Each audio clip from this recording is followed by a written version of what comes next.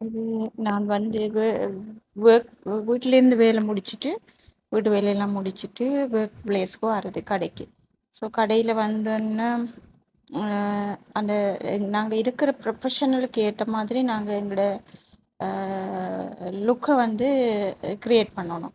So ஒவ்வொரு ப்ரொஃபஷனலுக்கும் ஒவ்வொரு look இருக்கும். இப்போ உதாரணம் டாக்டர், உங்களுக்கு டாக்டர் ப்ரொஃபஷனலில் இருக்கையில் டாக்டர் எப்படி இருப்பார், அவரோட ஒர்க் பிளேஸில் அவர் வந்து என்ன ட்ரெஸ்ஸிங் சென்ஸோடு இருப்பார். அதே மாதிரி லோயர், அது மாதிரி எனி நர்ஸ், எந்த ப்ரொஃபஷனல் எடுத்தாலும் அந்தந்த ஒர்க் பிளேஸில் அவங்க அந்தந்த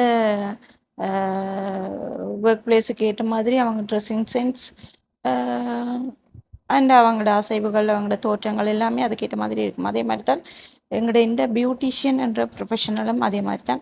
ஸோ நாங்கள் வீட்டில் எப்படி வேணாலும் இருக்கலாம், எந்த இதுலேயும் இருக்கலாம். ஸோ ஒர்க் பிளேஸ், அந்த ஒர்க் பிளேஸுக்கு நாங்கள் வந்துட்டோம்னு சொன்னால் அந்த ஒர்க் பிளேஸுக்கு ஏற்ற மாதிரி நாங்கள் எங்களை கொஞ்சம் என்ஹான்ஸ் பண்ணி காட்ட வேண்டிய ஒரு கட்டாயத்தில் இருக்கிறோம்.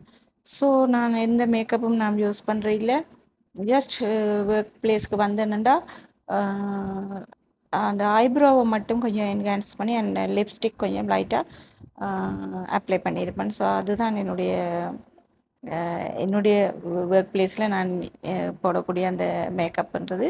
ஸோ நான் மேக்கப் எல்லாம் போடுறது இல்லை. எனக்கு மேக்கப் இன்ட்ரெஸ்டாக இருந்தாலும் கூட எனக்கு அது தெரியல, போடப்படுறது இல்லை. நார்மலி இந்த ஐப்ரோ அண்ட் லிப்ஸ்டிக். ஸோ வீட்டில் நிறைய வேலை செஞ்சுட்டு வரபடியாக கை ரெண்டும் கொஞ்சம் ரஃப்பாக இருக்கும். ஸோ நாங்கள் கிளைண்ட்டோட ஃபேஸில் நாங்கள் அந்த கையை வைக்கக்குள்ளே கை எங்களோட ரஃப்னஸ் வந்து அவங்கள டிஸ்டர்ப் பண்ணக்கூடாது. ஸோ அதுக்காக கொஞ்சம் கையில் உள்ள ரஃப்னஸை குறைச்சி கொஞ்சம் மாய்ஸ்சர் தன்மையாக வச்சுருக்கும் கைகளை